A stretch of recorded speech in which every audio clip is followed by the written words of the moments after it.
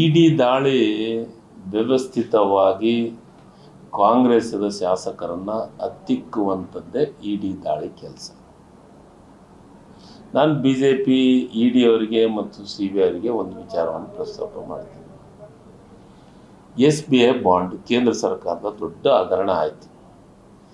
ಯಾಕೆ ಅಲ್ಲಿ ಇಡಿ ಹೋಗ್ತಾ ಇಲ್ಲ? ಚುನಾವಣೆ ಬಾಂಡ್, SBI ಅದು ಚುನಾವಣೆ ಬಾಂಡ್. ಅಲ್ಲಿ ಯಾಕೆ ಇಡಿ ಅವರು ಹೋಗ್ತಾ ಇಲ್ಲ? ಅಲ್ಲಿ ಯಾಕೆ CBI ಅವರು ಹೋಗ್ತಾ ಇಲ್ಲ?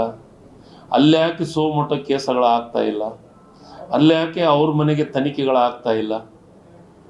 ವಾಲ್ಮೀಕಿ ಹಗರಣ ಕಣ್ಣಿಗೆ ಕಾಣುತ್ತೆ,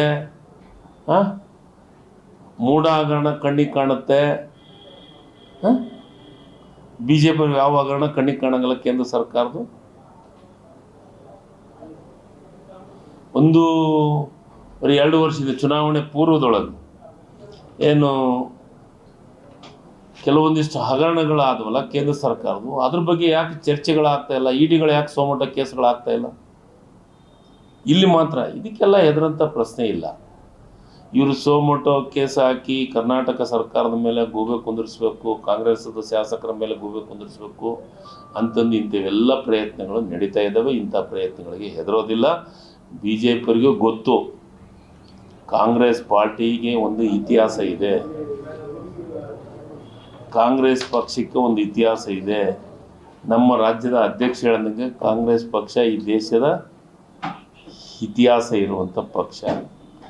ಅದಕ್ಕೆ ಬ್ರಿಟಿಷರನ್ನೇ ಓಡಿಸ್ತವ್ರು ನಾವು ಕಾಂಗ್ರೆಸ್ ಪಕ್ಷದವರು. ಇನ್ನು ಈ BJP ಅವ್ರಿಗೆ ತಲೆಬಾಗ್ತೀವ? ಈ ರಾಜಕಾರಣಕ್ಕೆ ತಲೆಬಾಗ್ತೀವ? ಇಂಥದ್ದೆಲ್ಲ ಇಲ್ಲ. ಇಂಥೆಲ್ಲ ಇಡಿ CBI ಇವೆಲ್ಲ ವ್ಯವಸ್ಥಿತವಾದಂಥ ಪಿತೂರಿಗಳು.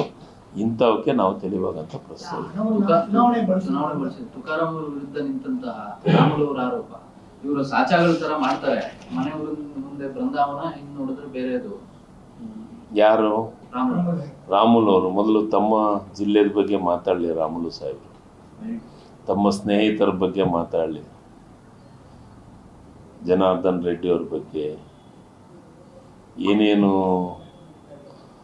ಹಗರಣ ಆಯಿತು, ಈಗ ಅವ್ರ ಗೆಳೆಯರು ಎಲ್ಲಿದ್ದಾರೆ ಅದ್ರ ಬಗ್ಗೆ ಮಾತಾಡಲಿ ರಾಮುಲು ಸಾಹೇಬರು. ಬೃಂದಾವನ ಆಯಿತು, ಏನು ಪಾರ್ಕ್ ಆಯಿತು, ಏನೈತೆ